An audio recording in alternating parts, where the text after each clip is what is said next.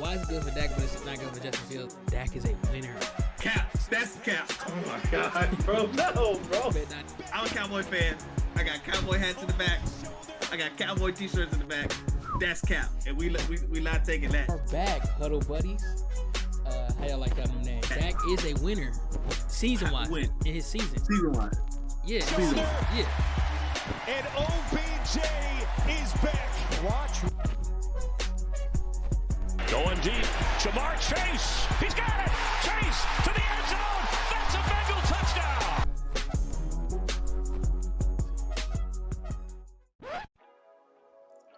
Welcome to Bring the House podcast. I am your host, Marshon Fairley, along with my co-host and the star, DT. How are you doing this Sunday? I'm doing good, brother.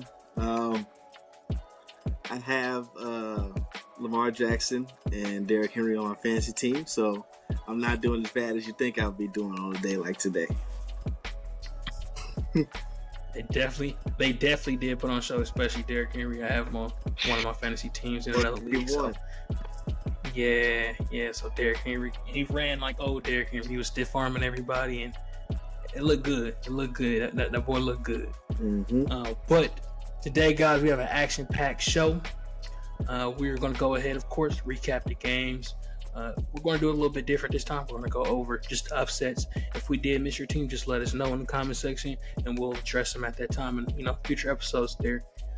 But with that being said here, let's go ahead and get into some big topics. The big topic of the day was actually two powerhouse offenses that looked somewhat stalled out the entire game.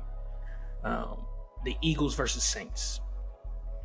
DT, what are your thoughts on the Eagles versus Saints game, since that was touted as the primetime game with the high-powered offenses, even though the Eagles were missing some, key proponents to their offense? What was your thoughts on that game? I think a big takeaway from that game is the importance of first and second down. Both teams really struggled at getting to a third and manageable. I feel like particularly on the first two drives of both teams, the Eagles had a 3rd and 11 and the Saints had a 3rd and 15, both of which ended up being like pressure plays where I believe the Eagles ended up getting sacked and the Saints ended up having a batted pass. So, and then throughout the game, both teams struggled to be effective on first and second down. But as you know, as the game progressed, I feel like both teams did well, not necessarily establishing a run game, but being effective with the run game. And that ultimately allowed them to get in the field goal range when possible. I feel like Kellen Moore and Nick Sirianni and Dennis Allen squandered some opportunities as well. Like this is a game where particularly Kellen Moore was on the hook for a lot of his play calling. Situationally, he was Kellen Moore. Particularly, I wrote down a drive where it was so they intended to go for it on 4th down, right? But on 3rd and 6, they ran the ball, got 3 yards, and it was 4th and 3, and they decided to go for it and didn't pick it up.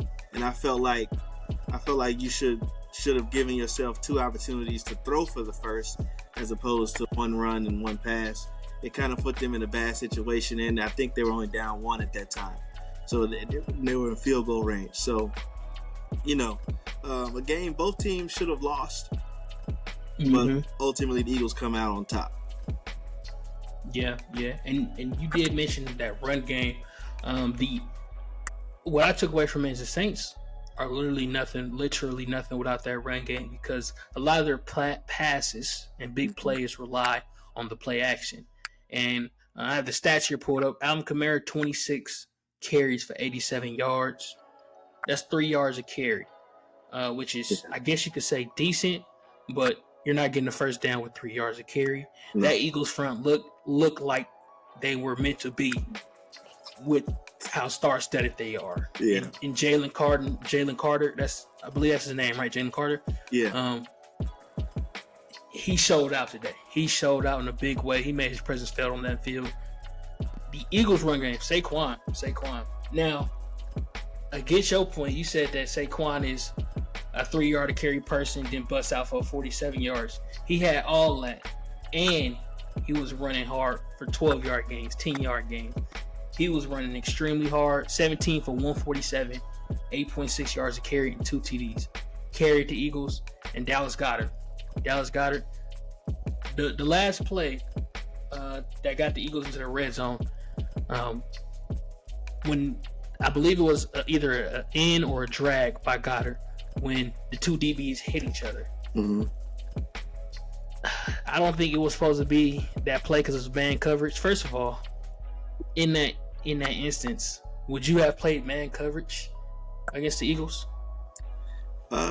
Yeah, because they're down AJ Brown, and I think at that point weren't they down Devonta Smith too?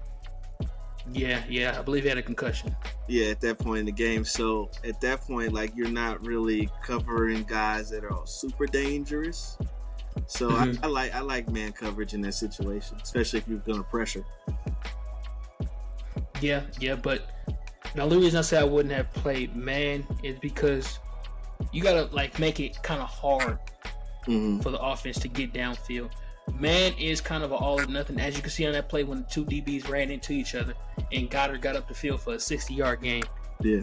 That wouldn't have happened in zone, or it shouldn't have. It shouldn't have happened in zone. I can't say it wouldn't have happened, but it shouldn't have happened in zone because each zone will pass each other off. And yeah, I personally wouldn't have ran man in that situation, but Mm-hmm. they ran man. Dallas Goedert got that 60-yard gain. He had 170 yards for that total game, so they couldn't stop him. Period. Yeah. And then Jalen Hurts also performed. He did have an interception and no pass CDs. That you're correct. I would say the play calling, because some of them first downs they shouldn't have went for. They should have took the points. Yeah. But at the end of the day, they came out with the dub. So hats off to them. Let me ask you a follow up to Jalen Hurts playing well. That interception in the end zone. Who do you put that on?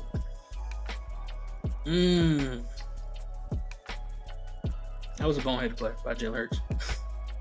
Yeah. That was That was a boneheaded play by Jalen Hurts. I can't. That was probably the most second egregious end zone pick I've seen today. Mm-hmm. The first goes to the Colts, Anthony Richardson. Yeah. Did you see that red zone pick? That was ridiculous. Yeah. But yeah, I would say that was on Hurts. It definitely was on Hurts. Okay. Well, I feel like it was like bad all the way around. Like they shouldn't have called that route for Devonta Smith. That's more of a big body route. And then Devonta Smith didn't do a good job running the route. And then Jalen Hurts, like you said, could have thrown the ball. So yeah, I think bad all the way around. But we can move on to the next game. Yep. Next game. So that one, 2 high-powered offenses that didn't perform. The next game that we're going to go over here, pulling up. Actually, yeah, let's go to the next game. The Texans. The Texans versus the Vikings. Mm-hmm. Stunning loss. First question I have for you: are the Texans in trouble? They looked like it, but I don't think they are. It was 2 weeks in a row where the Vikings had the Shanahan offenses. Last week, I believe they had the 49ers. And so, they got that offense's number. Particularly what I liked is, Grenard got off for 2 sacks. His first sack was against a tight end.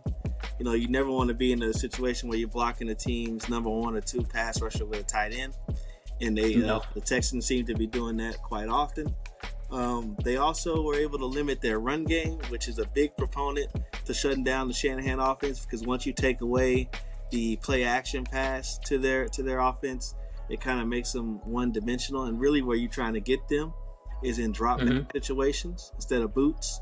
And ultimately, that's what the Vikings were able to do, is get them in a lot of drop-back situations. So with that being said, I think if the Texans can get more on script and play games more on their terms, just like a lot of teams in the NFL. I think this game will be just a speed bump instead of a roadblock. Yeah. No, I definitely understand that. It's another game where, like you said, if you take away the run game, they can't do the play actions how they want to. Mm-hmm. And the Texans, I felt like they failed to adapt in that manner. Yeah. Also, Mixon, you see how important Mixon is to that Texans team. Because their run game looked totally different without him. Mm-hmm. Totally different without him.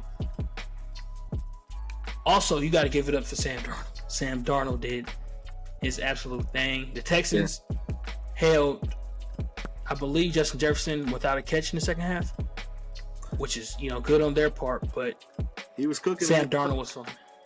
Yeah, he was definitely cooking them first. But Sam Darnold still was finding different options, different targets. Mm-hmm. Yeah, I'm really impressed with that offense, and really excited to see what they do next year with McCaffrey behind the helms. If they make Sam Darnold look like this, JJ McCarthy. Yeah. Excuse me, JJ McCarthy is going to look exceptional. So, hats off to the Vikings on both sides of the ball. Really, on both sides of the ball. Really and truly. So, add one thing. Yeah. I just want to say, it's only week 3, but your boys, I don't know what it is with me and the Vikings. We got this kind of telepathy thing going with the McCarthy first round pick, and now don't forget who my coach of the year pick was.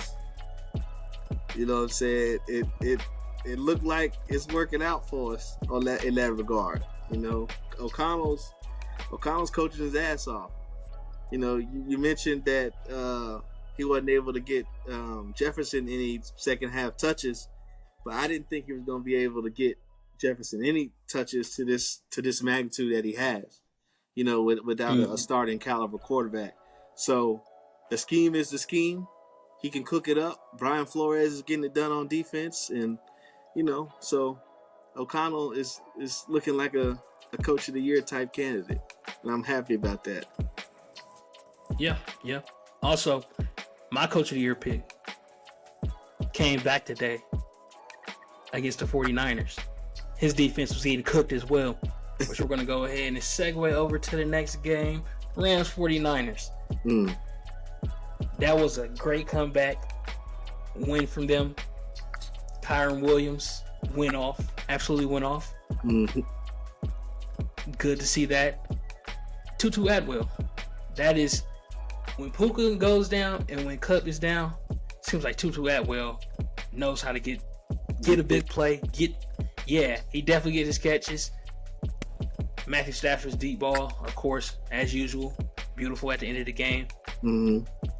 And I will tell you this, though. Before I ask the question. Brock Purdy surprised me. Yeah. He was very cerebral. Now, at the end of the game, he did miss some key throws that would have kept Matthew Stafford off the field. Mm-hmm. But, like to Brandon Ayuk. But I didn't realize how cerebral he was. Like, when it comes to making a correct play, he's going to get paid handsomely. He's definitely going to get paid handsomely. I can say that. And Jawan Jennings. 46 fantasy points, apparently. Man, Jawan Jennings. Congratulations, my man. You are the number 2 now. That you may be the number 1 the way Brandon Ayuk looked, but we know he missed practice. He ain't Big C. And so, yeah. Yeah. So here's my question to you, DT. Yeah. Are the 49ers in trouble? I think so. Because, this is their thing, injuries. More than any team in the league, their thing is injuries. And to be having injuries this early in the season, it kind of is like, how many games y'all going to drop from here on out? Because, if everybody comes back and plays 2 weeks from now, like they have a full roster 2 weeks from now, do you really think their roster with their history is going to be able to make it that last, I think that's 14, 15 games without another injury. That's very, very unlikely. And so, like, who's to say when they lose another piece here and there, they're going to drop even more games. And they're not a team that, like, you really, like, they don't need home field advantage to be effective in the playoffs. Like, they could, limp into the playoffs, get healthy, and then boat race everybody in the wild card round and beat up on somebody to get to the NFC Championship game. So that's a route they could go. But I definitely think if I'm a 49ers fan or 49ers like in that building, I want to be able to compete for the first overall seed. And I don't think they're on that track right now, just based on the guys they can get on the field. Debo was down. Kittle was down. McCaffrey, of course, is down. Yeah, they're missing a lot of weapons on offense. Yeah, that's why I said that. That's why Brock Purdy was so impressive to me as well. Now, don't get me wrong. It was one play where he had a touchdown. Is that one play where I believe it's like he had like 10 to 15 seconds in the backfield just running around and finally found Jawan Jennings. Like, he had more seconds in the backfield than yards he gained on that play. But if you look at the replay, Brandon Ayuk, if he would have just laid it out over the field, Brandon Ayuk could have ran under that. It would have been another touchdown for him. So that's one missed throw.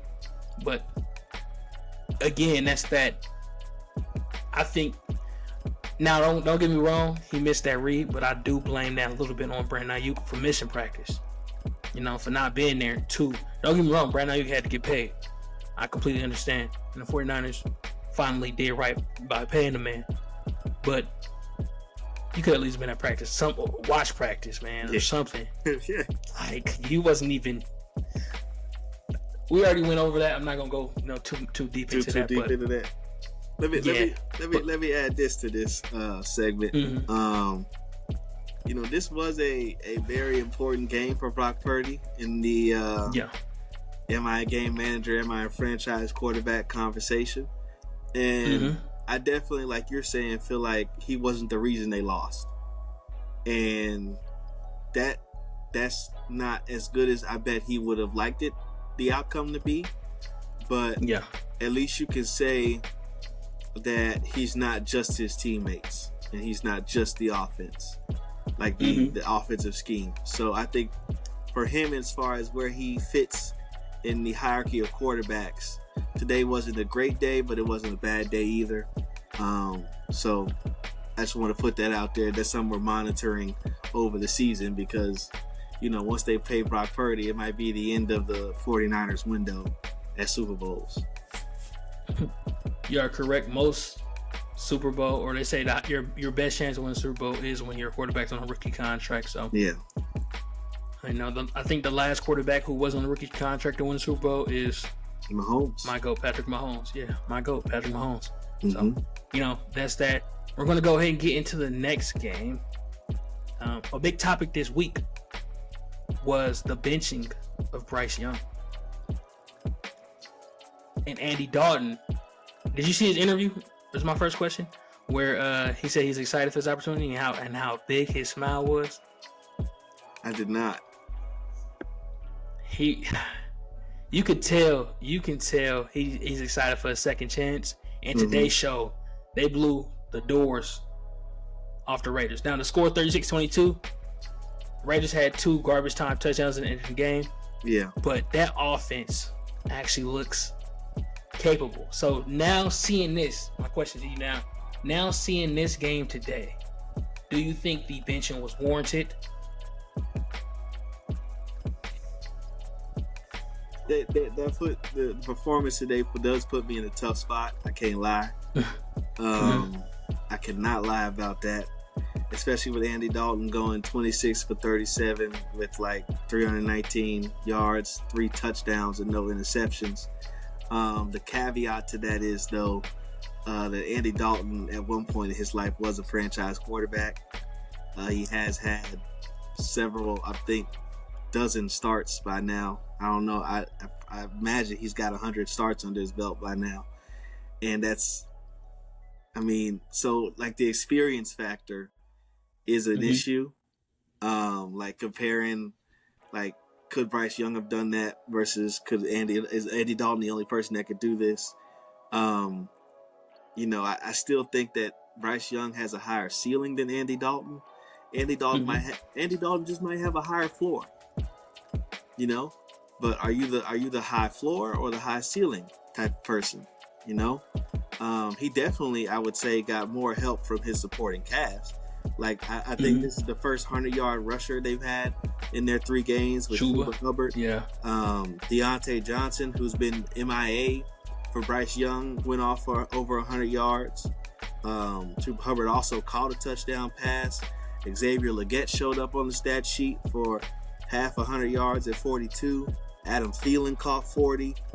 Even Trimble from Notre Dame, one of the best blocking tight ends that I ever saw. Matt Rule drafted him, never saw him again. Even he had 29 yards and 3 receptions. And so that's that. I think today's stat sheet coming out of that game is the stat sheet of a veteran quarterback. And it might not be that. I think that if you throw any veteran quarterback in there, not just Andy Dalton, but your Jacoby Brissett's, your any of those backup, I've been a starter before quarterbacks, I think if you throw any of them in there, they would have had a similar stat line. But that this victory and the development of Bryce Young, the value from developing Bryce Young to get him closer to his ceiling is better than this victory and trying to go on a playoff run with Andy Dalton, knowing that it's at most going to be a first-round exit. Yeah. So you still don't agree? I still don't agree. I thought personally, like I said it was warranted. You can't keep banging your head against the wall expecting a different result. Yeah. Today showed. Now they were against the Raiders. Yeah. AKA they were against Max Crosby. That defense did not show up. But that was definitely eye-opening for me. Xavier Legette also had a touchdown opportunity, but he couldn't get his right foot in the back of the end zone. So it could have been even bigger of a stat line for Mr. Legette. And he can actually develop now that he actually has a quarterback who can get him the ball. Mingo still MIA. We don't know where bro went, sad, but it is what it is. Impressive, and I definitely still agree with the decision to go ahead and bench Bryce Young. Hopefully he does come back, get better, learn behind the Red Rocket. But as of right now, I respect it. Eye-opening. It's eye-opening. Yeah. But with that being said, we're going to go ahead and get into the next game. We're going to do a couple more games here. The big one, the big two for us, because as you can see, I'm wearing my trusty Packer hat. We're going to go over our predictions were right. I said Will Levis is good for throwing an interception, and you said Will Levis is good for having a fumble. And guess what he did this game? Both. Both of them. What are your thoughts on the Packers' victory with Malik Willis, who at one point today, I will point out, was the passing and rushing leader? Passing yards and rushing yards. So, what is your thoughts on the Titans-Packers game? I think that one thing I must say, and I know I talk about the Shanahan people a lot, but one thing I could say about those coaches that come from that tree is they know how their scheme transcends Jimmy's and Joe's better than any scheme running right now in the NFL. And even in saying that, I both have to give LaFleur his credit for the job he did, but also Malik Willis his credit for the way he looked out there on his own, outside of scheme. I liked the way he ran the football. He hit a couple different throws here and there, but again, with LaFleur, that marriage that they have going right now, LaFleur didn't ask him to do too much. And so he looked like a serviceable young quarterback with a high ceiling. He looked like I hate to do this and put this kind of pressure on somebody, or not even, I would say pressure, but I hate to vault him into this possibility, but he looked like a better Jalen Hurts with better passing ability. And you know, I prefer the way that the passing ability that I saw from Malik Willis today. I like that more than what I see from Jalen Hurts on a regular basis. And so, yeah, that's where I'm at with it. I really liked his performance. You know, Will Levis on the other side. Opposite side of the ball. Yeah. On the opposite side. I feel like of the young quarterbacks, like all the first and second year quarterbacks, I think he does the better. He's in the better half, playing in structure, like playing within the scheme. You know, he'll take the drop backs, he'll make throws on time, all that and all this and all that. I think he does that really. I ain't gonna say really well because he continues to turn the ball over, but he does it good enough.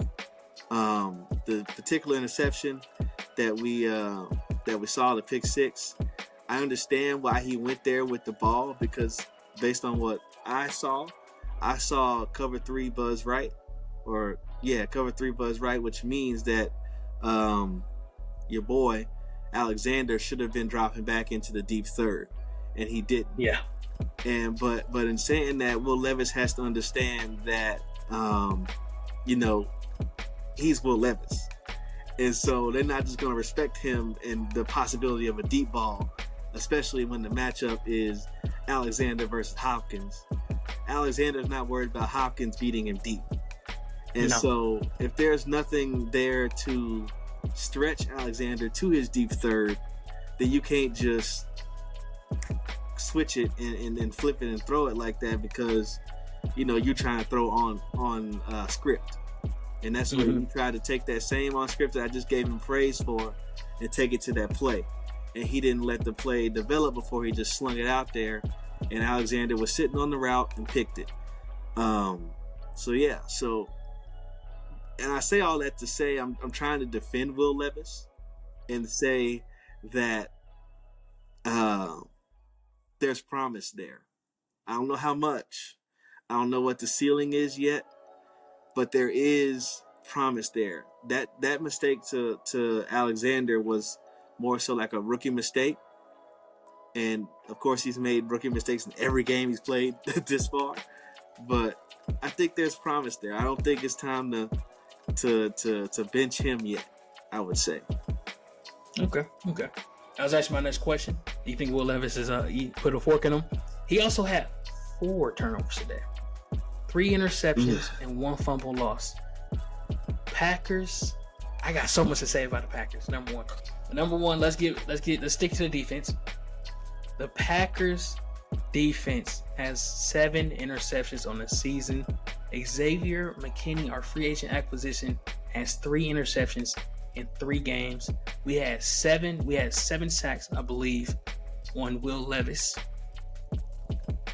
Our defense, I know it's the Titans, but man, our defense looked really good. I think the Packers may have had the best offseason move-wise thus far showing. Even better than the Texans. Xavier McKinney, like I said, has 3 interceptions in 3 games. We didn't run Jacobs a lot. I guess Matt LaFleur was listening to you, DT, last podcast, because I guess he heard 32 was just like. I guess he heard 32 was like, he didn't give him the week off, but he didn't have 32 rushes this game. I will let you know that. One thing I can say, back to the offensive side, one thing I can say about that is Matt LaFleur impressed me today with his offense. A lot of his offense last year, in my opinion, was a lot more timing based. And that timing is built with a starting quarterback and their wide receivers, because you get multiple reps throughout the offseason, you know? Yeah. On back shoulder fades, things like that. So with Malik Willis, like you said, he didn't put too much on his plate. He's not letting him do, or he's not going to give him that back shoulder throw to Christian Watson, even though it was 1 catch down the sideline Christian Watson did. It looked like a back shoulder, but more so of a Moss. It was nice. Also, the run game. I don't know if you've seen the game, but I'm thoroughly impressed with how they're getting the wide receivers involved in the run game. Like they're doing a lot of motion runs, misdirection. There we go. A lot of misdirection on their runs in order to, because everybody know with Malik Willis, stack the box. They gonna run the ball. He only had 100 and something. What did he have today? I have it right here. Hold on one sec. Okay. He had 202 yards passing and one touchdown. Okay, so yeah, he had 202 and then he had 73 yards on the ground. So it's a stack the box thing. But the way, like, it's one play that they do run a lot, and I hope they don't run it too much because it's easy to catch on to. But they motion the wide receiver in the backfield, and then he goes around the quarterback, kind of like a end around. Mm-hmm. And Malik Willis fakes it to him and hands the ball off to Jacobs or our young running back as well. Forgot his name. Lloyd. Marshon Lloyd. Really Lloyd. Yeah. No, not even. It wasn't even. Was it Lloyd today? I don't even think it was Lloyd today. It was Emmanuel Wilson. Yeah. Emmanuel Wilson. And he hands it to them on like basically a regular inside zone or the read options. So I like the way that he's introducing a lot of different run concepts. It isn't just Shanahan under center, stretch left, stretch right, up the gut, dive. It's a lot more Fritz and Frass to make the defenders at least think about, oh, I just can't go left. I gotta watch the end around. Oh, I just can't go to this angle. So big compliments to Matt LaFleur. Damn, so you saying your coach is coaching, huh? Coaching his butt off. You saying your coach is earning his paycheck? Wow. I don't think you understand how rare that is. Exactly. And I'm sorry, I wasn't even that big of a Matt LaFleur believer in his offensive ability. I thought he was, like you said, his offense was too timing based. Yeah. I thought that his offense was too conservative at times. Mm-hmm. But yeah, he's earning his paycheck. He's earning his paycheck. He got me smiling. It was also good to see, and we're not gonna go over this game, but it was good to see Aaron Rodgers beat Aaron Rodgers. Oh, I know it was the Patriots, but that brought a smile to my face. I was like, my boy's back. This boy cheesing. That's our first son, bro. That's our first son. But we're gonna get into the last game, and this one close to DT's heart. Close to DT's heart. How about them Cowboys? Heroic effort at the end, but how about them Cowboys? What's the thoughts? What's going through the head? You know, I wasn't gonna go too crazy about this until I saw. I don't feel like I'm gonna go too crazy because you expect this type of performance, but I saw Dak Prescott. They got a video of him walking into the locker room and like fans were talking to him, and he was like, "Don't go ahead, jump off if you want to, please jump off." Like saying, "Jump off the bandwagon." And it's like, bro, like you've been here 9 years, bro.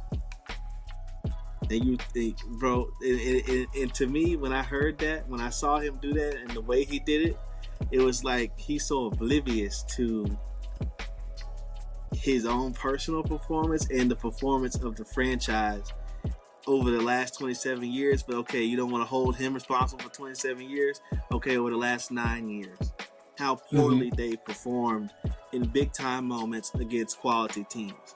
And so it's like for you to even like say, oh, jump off the bandwagon you want to. Like, bro, do you know how many times you've told us that? You've told us that, y'all said we was all that in the bag of chips. We didn't listen, this and that, the third. It's like I'm getting you know how last season Eagles fans was tired of Jalen Hurts and his like quotes and all this type of stuff. Inspiration. Yeah. That's where we at with Dak, bro. Like and today wasn't a terrible game from Dak. I felt like there was a couple, just like every Sunday for every quarterback, there's a couple of throws he could have made better, but more so the offensive line and the receiving core, tight ends, running backs, and wide receivers, they let us down more so than Dak did. The offensive line played terrible. Like, no, I'm getting off the subject I was on, but I just want to make sure I get this out there. Tyler Guyton, left tackle, number 60, played terribly. The center, Cooper Beebe, number 56, didn't play terribly, but didn't play well either. Tyler Smith had some holdings in key situations. Terrence Steele got beat, got whipped a couple times. And so it's just hard to perform like that for any quarterback when you're getting it from all sides, all four of the 5 positions not having their best day. It's hard to be productive as a quarterback under those circumstances. And so everybody says I'm a Dak hater, all that. Hear what I just said. I outlined several CD Lamb's fumble, and like when he caught the slant, went to go. That's the same stuff Dez Bryant was doing before he got the chop. And so, hear what I said. Brandon Cooks looked washed. He looks washed. I mean, absolutely. He washed. Like he lost a step. Like he lost a step. My Lord. I mean, I thought he was the number 2. He not even the number 2. We don't have a number 2. Jake Ferguson led us in receiving today. That's our number 2. And so, and he didn't play his best day either. And so, like I just said, everybody says I'm a Dak hater. Everybody says I can't keep it real about Dak. I just let Dak off the hook for today. I just let him off the hook. I outlined every of the 11 people that play on offense. I outlined the other 10 as people that performed poorly today. Before I even came to Dak, I did say, however, that Dak's comments going into the locker room rubbed me the wrong way, because this was another Sunday where they fell behind 28-6 in the first half. We've seen that before. They come out in the second half. I think they're the only team that gets onside kicks like that when it don't matter. Yeah, that was insane. When it don't matter, and you know, stat padding Dak. That's what it is. In the second half of these blowout losses, you know, he tried to make this feverish comeback, and for some reason, it's always not enough. It's always not enough. And so I don't really get emotionally engaged in that anymore. I used to, but I've seen it too many times before, whether it be Tony Romo or him. And so, yeah, I just spent 10 minutes of my time talking about the offense. I haven't even said anything about the defense. Yeah, I was about to ask you. So the defense is scotch-free? The defense is not scotch-free, but at the same time,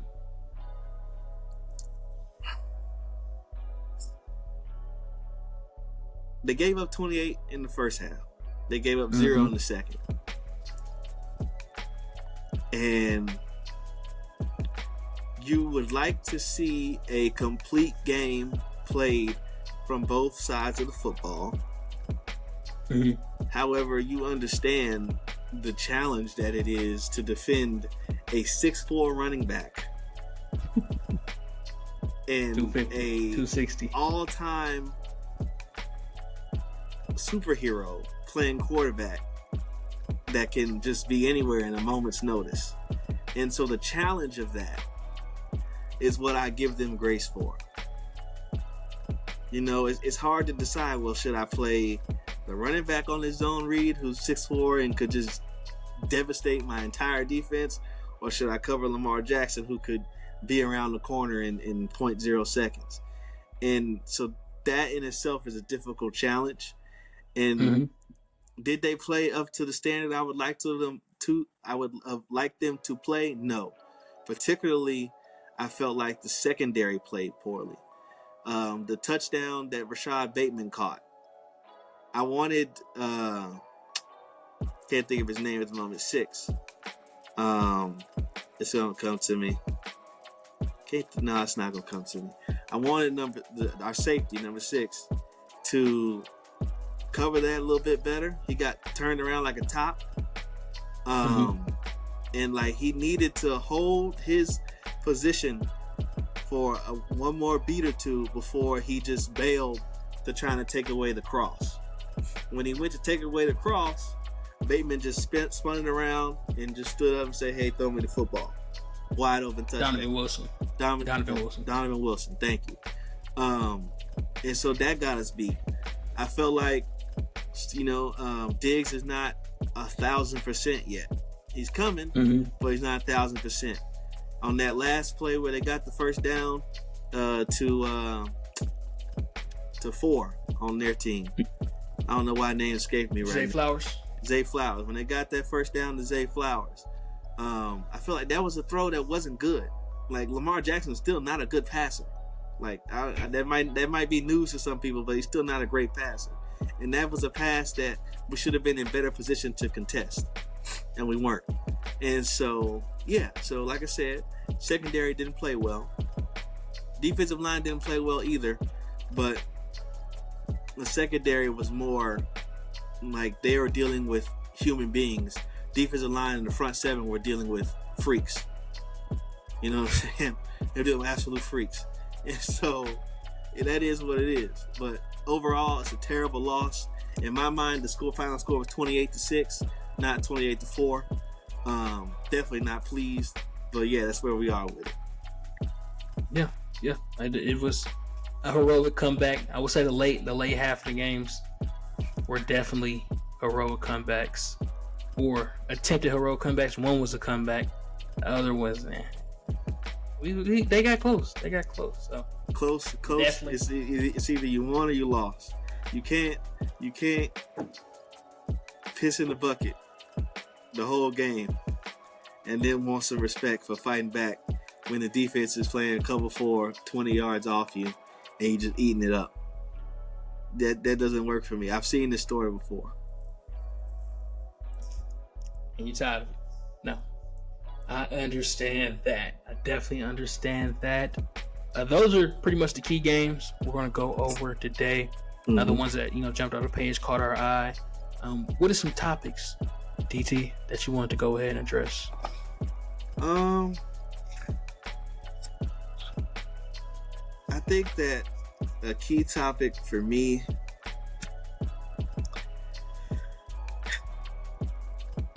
what are your thoughts on the Philadelphia Eagles offense?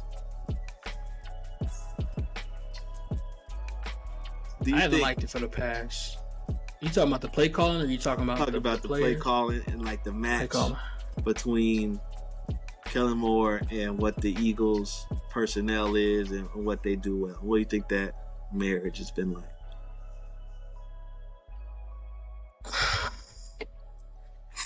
I don't think it highlights Jalen Hurts' strong suits enough, in my opinion. Yeah, his strengths. There we go. I don't think it highlights his strengths enough. This was actually a first for me. I didn't ever. Did Kellen Moore always rely on a run this much? No, he was actually criticized for not running it enough when he was with us. Yeah, that's what I remember about Kellen Moore. Yeah, that he didn't run, and I think his hand was forced today. The way Saquon was running, he was running hard, and also the fact that he ain't got nobody to pass to no more. AJ Brown out. I do hope Devontae Smith gets better. I did see that play. Blasted. Yeah, by a D lineman. That was a vicious hit. Blasted. Helmet went flying. Vicious hit. The stuff that made me want to play football. The stuff that I can't play football no more. So, yeah, I don't think it highlights his strengths enough. And then Nick Sirianni, I know you're an aggressive coach. He's known for, we're so aggressive, we're going to go for it. First of all, the tush push works like 90% of the time. Did you see they try to do a counter on a tush push? Yeah. I've always been taught that you avoid like pulling on short yardage. Anytime you pull short yardage, it's going to lead to penetration. Yeah. So, and the penetration is not good when you're trying to run any type of power or counter, because everything's like, pulling run plays are long developing run plays, just like a long developing pass play.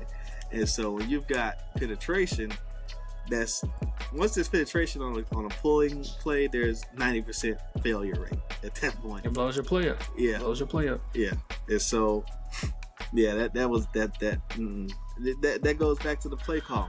Like just run the damn push. Or yeah, you don't like push. I get that 4th and inches. So if you throw the ball there on 4th and inches and you don't get it, everybody's gonna say, "Why didn't you run the ball? It was 4th and inches. Why did you do the push?" And I feel that. I understand why you would prefer to run it in some way, shape, or form. But it is. Could you imagine the pressure, strain, and all that you put on a defense when you throw it on 4th and inches, 4th and 1, 4th and 2? You know what I'm saying? Same thing with the Atlanta Falcons game. If they throw it instead of try to run some type of full house stretch. Oh yeah, that was so stupid. I mean, dumb. Dumb, stupid, idiotic, whichever term you prefer. They should just get. I wouldn't say get in 5 wide, but damn it, get in 5 wide. Because there's a couple things. You need inches, and you're gonna stretch the whole 53 yards of the field. Then on top of that, once you spread them out, your quarterback's gonna have opportunities to run to just pick up the couple inches that you need. And so, our specialty. Exactly. So, if you don't, it's your options, right? It should be quarterback sneak, running back dive, fullback dive, and then 5 wide. And so, in short yard, or if you don't like 5 wide, just a gun formation, throw it. And nowhere on there did I say full house or power or counter. Nowhere on there did I mention the first 5 options. Did I mention any of those plays that they tried to run? And so, yeah, it was just, I don't understand. Kellen Moore is an offensive, he's good at calling plays. But he has these situational lapses that cost you games in the NFL. If he was a college coach, he'd blow out teams. He'd be Chip Kelly. It didn't matter. We didn't have Chip Kelly under the microscope until he got to the league. When he was in Oregon out there where nobody could see the games but you and your homeboys out there in California, and we thought he was the best thing since sliced bread. He got to the league. Greatest offense ever in the college football. He got to the league and we was like, oh, hey, what you doing? and so now that Kellen Moore's under that microscope, it ain't looking too good for him. It's just not. Yeah. That's my thoughts on the Eagles offense. It's just, it feels lackluster. It feels lackluster, especially for the amount of weapons they have. They should be doing a lot more. Yeah. They should be doing a lot more. It's kind of how I feel about the Texas offense at this point. It feels kind of lackluster. I feel like something's missing. And then I wanted to ask, who's been your biggest surprise this season? What team? Oh, team. Okay. Yeah. You give me NFC and AFC if you want. Let me see here. Hold on, let me pull up the teams. No, I don't want to miss anybody. You want me to go first? Yeah, you go first. The first team is the 3-0 Pittsburgh Steelers. In my heart, boring. Boring. In my heart, I knew that Justin Fields and Russell Wilson was going to be a shit show. I just knew it. I wanted Black Power to be great and all that type of stuff. I was all for it. I just knew it was going to be a shit show. And I knew that your boy calling plays, Arthur Smith, was going to make it horrible. Even worse. But they have survived to 3-0. And that is my shock so far. And today, Justin Fields played well again. So he's probably going to start next week. On the NFC side, I can't really call him a surprise because I said that he was going to be the coach of the year, dark horse. But I'm going to take him anyway. Minnesota Vikings. You know, they're 3-0 as well. They beat a couple quality teams now. And they just look NFL caliber. They look professional. Yeah. You know, they look very professional. Everything they do is on time. Their defense plays well, plays hard. They run the ball a little bit. They pass it a little bit. Everything's on time. They just look like a professional outfit. And that's not what you can say for every team in the league right now. You know, they look well prepared going into the games. They just look like they're going to be a tough out for everybody they play this year. And that wasn't the case when I don't know if it was me or the football viewing world, but when J.J. McCarthy went down, you kind of got the season is over vibe. But we haven't really seen J.J. McCarthy play like that. And he's not a Caleb Williams type prospect. You know what I'm saying? Like he wasn't the Trevor Lawrence of the draft. We're going to talk about him next, by the way. So I don't know why that was the expectation that the season was going to be over, but I'm about to say Darnold again. I did that last week. Sam Darnold has played well, and so that's my two teams. Yeah. I'm not to be the negative Nancy of the podcast. Yeah. My two teams, after looking at it, are not. They're surprises for being bad, not being good. Yeah. So my first surprise. And I don't know why this is a surprise to me, like the Vikings was a surprise to you for actually being good. The Browns. They're atrocious. They're atrocious. I feel so sorry for that defense. I feel so sorry for that defense. First of all, they made Malik Neighbors look like he should have been Maserati Marv, first wide receiver off the board. Got him on my fantasy team too. He went off. Yeah, number 1. 20 points. Number 2, Deshaun Watson. What happened? The Monstars took his powers. What happened? I just don't understand. He just don't look. Massages he misses. no more, bro. He's not getting massages no more. That's another subject because he got another suit against him for some other massages. We're not gonna get into the legal things. If you want to go ahead and look into his legal woes and the new suit against him, go ahead and YouTube it, Google it. There's actually a bunch of good articles out there about what's going on. But I don't know what happened to him. He's missing throws. He used to be. I watched a video on him when he was with the Texans. He was actually one of the more accurate passers. Now, to credit, he did have DeAndre Hopkins where you could literally throw it, and it's DeAndre Hopkins in his prime, by the way, where you could literally throw it anywhere on the field around DeAndre Hopkins, and he was gonna go get the ball. Yeah. But he was one of the more accurate passers. Now we see him miss throws multiple times a game.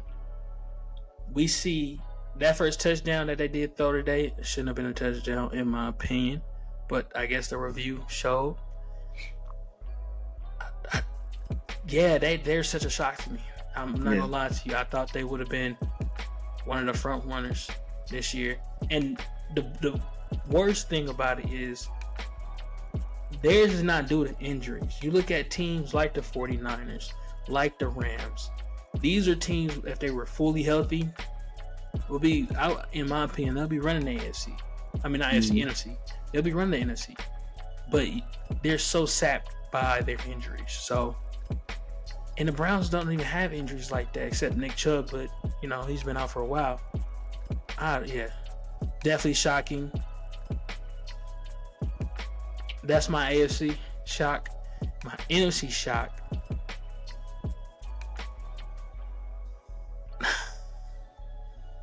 There's a lot of NFC shocks. I'm not gonna lie. Now I'm looking at the list. I'm shocked at the Broncos for good reasons. How they beat oh my gosh, they dismembered the Buccaneers today. That defense is still good. Still good. The same defense that gave us 70 points is still good. And cut some key players. Their safety. still good. It's crazy. Rams, 49ers, injury-prone teams. Lions don't look like they world beaters anymore. Golf looks decent. He doesn't even look like he's the greatest. Yeah, but there we go. Pedestrian. I like that word. He's pedestrian. The Cardinals, I guess they need more time, to get to where they need to be. But Kyle doesn't even look the greatest. He looks great one game. He looks decent the next game. It's like, the NFC. This season shocked me for just more negatives. It isn't like a team where I'm like, oh my gosh. Like, you remember last year, how the 49ers, it was the 49ers and everybody else. Yeah. The way they looked crazy. Throughout the season. Now this year's the complete opposite. So, yeah, those are kind of my surprises. The whole NFC and the Browns for the AFC. Yeah. How they just... it's ugly football. I was gonna ask you a question. What I was about to ask you? Caleb Williams. Something about Caleb Williams. Oh, Caleb Williams. I'm gonna say Caleb Williams, and then we're gonna also talk about like some second-year quarterbacks that aren't living up to their promise. Caleb Williams, game 3 of Caleb Williams. He finally got a touchdown, by the way. Mm-hmm. To Rome Odunze. They argued over the ball. Rome kept the ball. Caleb threw a hissy fit, a temper tantrum. But what are your thoughts on this game 3 by the number 1 overall, transcending generational Caleb Williams? Anytime a rookie quarterback has 52 attempts and only scores 16 points, it's not a fantastic day. Mm-hmm. But he did hit 300 yards. He had 363. He had 2 touchdowns, a couple interceptions. Let me get to my notes on Mr. Williams. Here it is. I thought that he's progressing well. Mm-hmm. He's still a rookie. He's that playmaker, improviser type for those that play Madden. He made a couple on-time throws. I felt like the one of the interceptions he had where he kind of broke the pocket and scrambled. I don't think that's a throw he's still making week 8, week 9. He's still trying to learn, like I said, where to play make and where the NFL is not going to allow you to make that play. And so he's still learning. I think he's progressed well. And yeah, and I feel like in saying that, all of that, he was also better on script today too. And that's important for him because that was a big knock on him coming out of college, is that he didn't know how to play well on script. And I heard that he was using a wristband today for his plays. He had, like, they just called a number in and he read the play off so that they can get to the line with more time for him to read the defense, get the protection set, all that great stuff. So it looked like that helped today. This was definitely his better game, without a doubt. I mean, the man threw for 363 yards. Even if it did take 52 attempts, he still, had a fantastic day compared to his first couple of starts. Okay, understood. I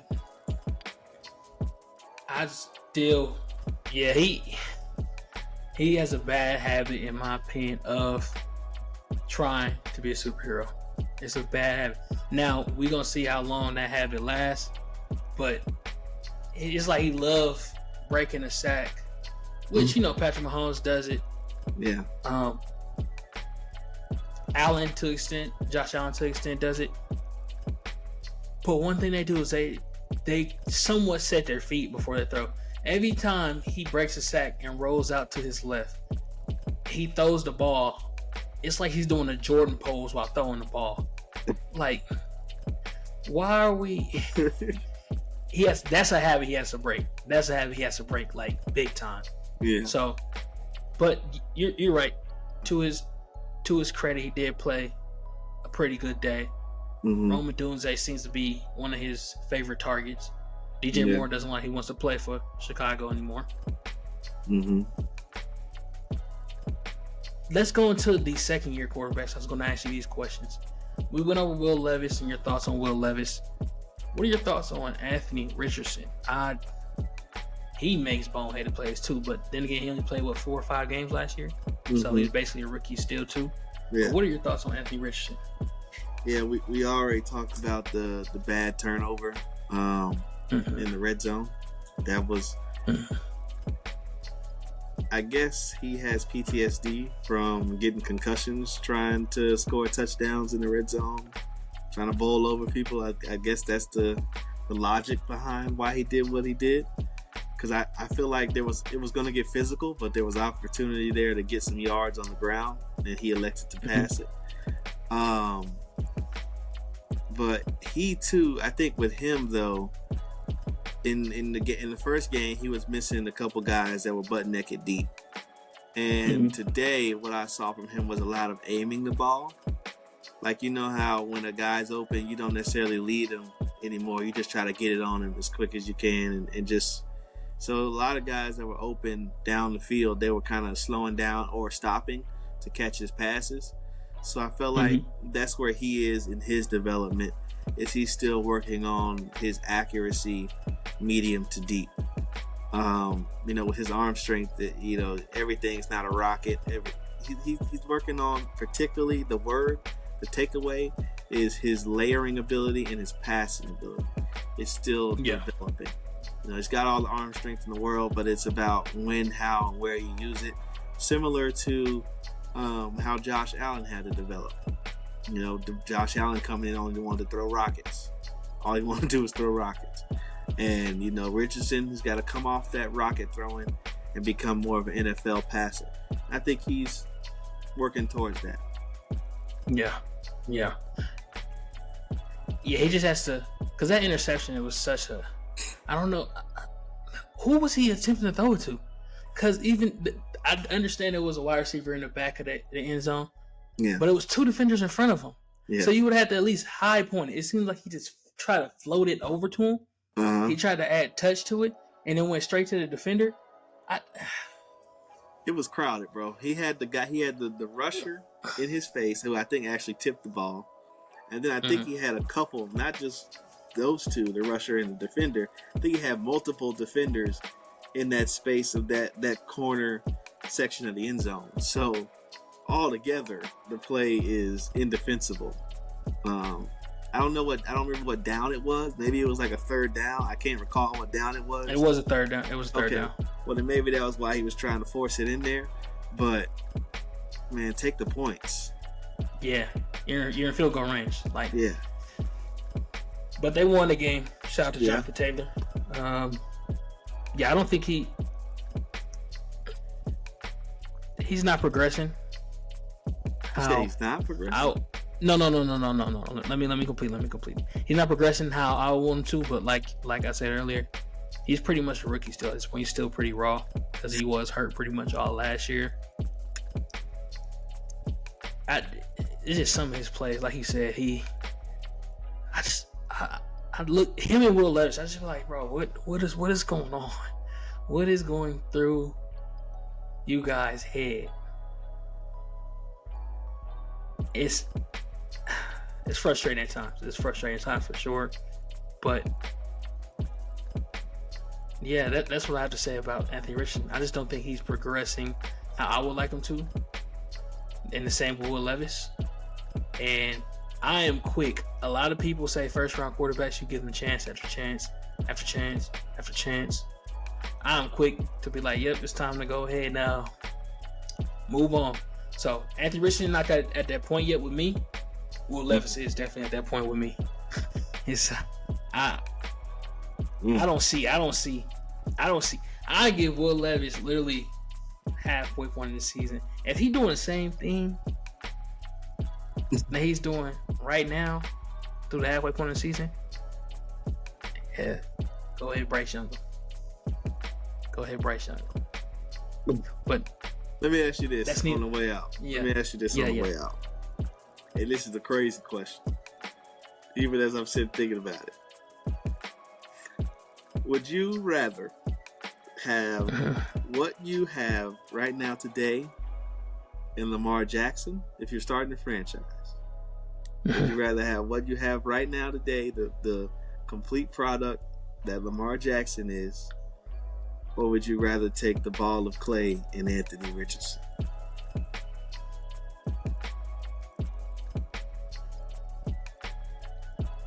That's actually a good question. I mean, of course, the correct answer, in my opinion, would be, in my opinion, I love Anthony Richardson's upside, like he said, and the fact that he has potential to be a Josh Allen.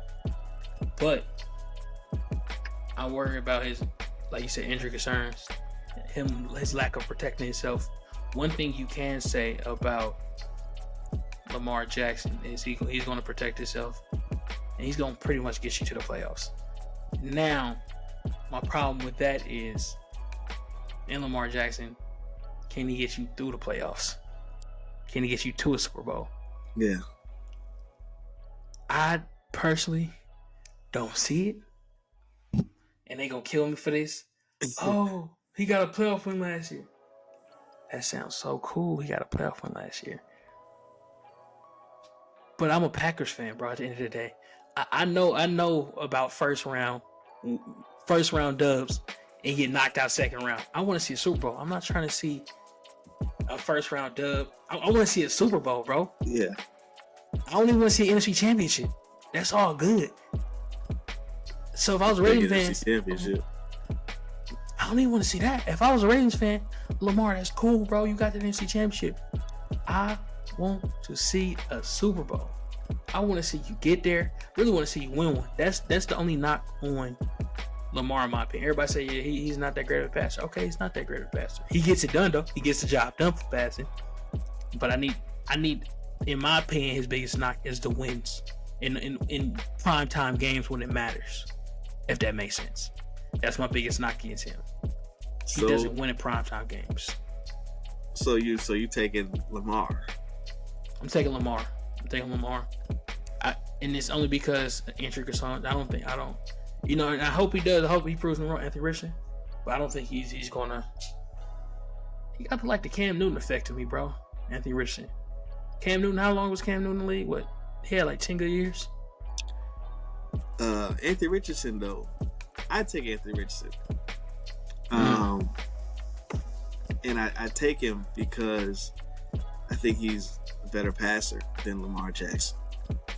And I also think you mentioned Cam Newton, and that's a great comparison. But Cam Newton refused to learn how to play the position in the NFL. And not necessarily reading coverages, but learning how to layer the football and pass at an NFL level. He's a guy that only wanted to throw rockets.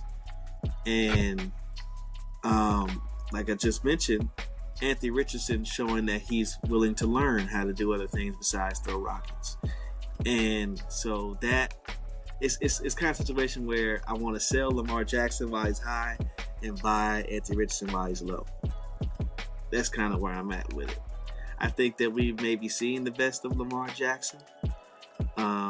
Not to say that he's about to hit a decline, but he might sit at this peak for the next 3 or 4 years. That's cool. That's great. But I think that, Anthony Richardson, when he gets to where his peak is, I think that it has a shot at being better than what Lamar Jackson is, just based on the fact that he's a better passer with a better arm, and he's got not necessarily the same electric running ability, but because they're different body types in the way they run. But I think that you won't be losing as much in the running game with these two players as you would losing in the passing game by choosing Lamar Jackson. Yeah, I can see that. One thing I will say is about Lamar Jackson, I feel like he can still become a better passer. The reason I say that is because Michael Vick, at the end of his career, was a lot better passer than the beginning of his career. Now was he Drew Brees, Peyton Manning? No. But he was a lot better passer than he was in the beginning of his career. So I do feel like he could still advance as a passer, at least. You don't see that? Michael Vick had a higher floor as a passer than Lamar the whole time. Like Michael Vick,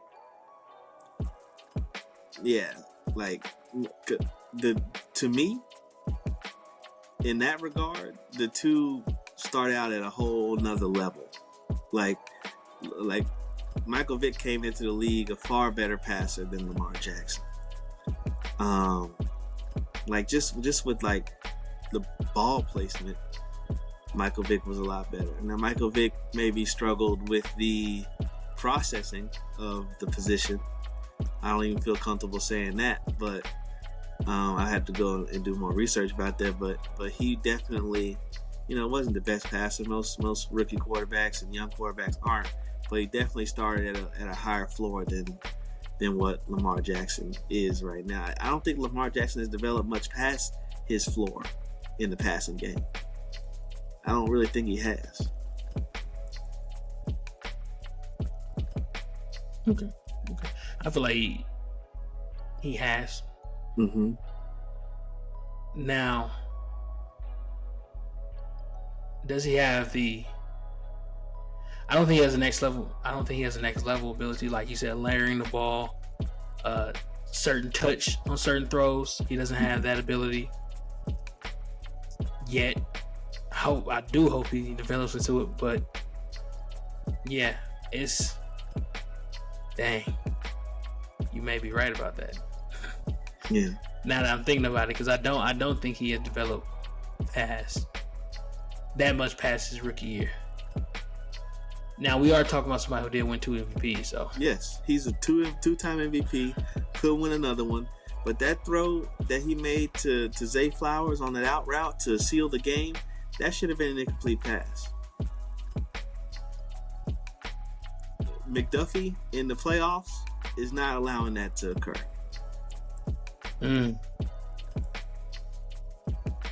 McDuffie in the playoffs, that's an incomplete pass. And in that comment right there should be enough to keep Ravens fans quiet about what I just said. Because they know there's no way that I'm running out route. I should have to stop my momentum, turn towards you, and jump in the air and body catch your pass. All three of those things do not need to occur when I'm running an out route. I shouldn't have to stop, turn towards you, jump, and then catch it with my body. Yeah. That shouldn't be how that looks. And in big moments, that's an incomplete pass. Just not against the Cowboys, because the Cowboys are small. And that be what it will. And so I think that's a good place to leave it. Yeah, definitely. We're going to go ahead and wrap the podcast. I do have two more questions for you after I wrap up the podcast. These going to be just bonus clips for the BTH fans.